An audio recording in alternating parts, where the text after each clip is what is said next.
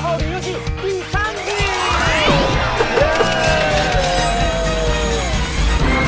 我现在来跟你们说一下这一关该怎么玩。好，接下来我们玩游戏，游戏赢了就可以享受好友。每一趴对决之后都会决出那一趴的穷好友的分组。嘿，预备，开始！错，对，跟我想的一点都不一样。这个选手啊，哪位动漫角色？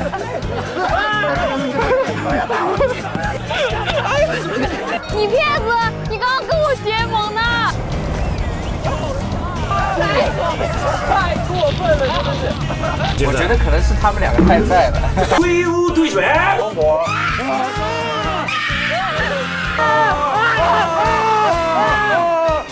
所以我觉得今天他们的胜率是0。就在下面。我们都准备去追他。我就说直接追就追得上啊！你上次别吧，第一博物馆，走。第一博物馆真的有感觉，你知道吧？平常吃的鳗鱼饭都没有这么酥脆的皮，咬一咬就感觉到甜味。赢的2个人呢就可以跟随我们2个土豪带领你们去美丽的。为什么非要跟他们？为什么你们一上来就土豪啊？你们？因为我不想做虫子。欢迎各位来到今天的这所日式酒店。你们听着，这个节目的最不好的传统就是赢的人才会有晚上龙住的地方。好友很简单是吧？只要赢了游戏就可以。对，要过来玩。有些任性。然后直到下一个挑战，就是下一个对决地之前呢，你们所有的移动都是用豪车来进行。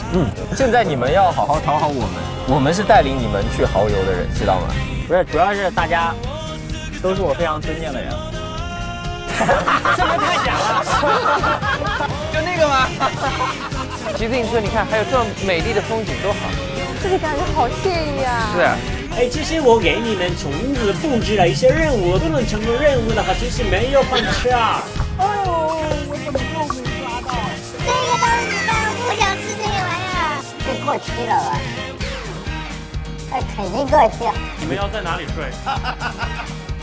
これから高いさ、波が大きい揺れる。这次的奖励是乃木坂46的松村下由里さゆりんご。体験したいと思います。嬉しい。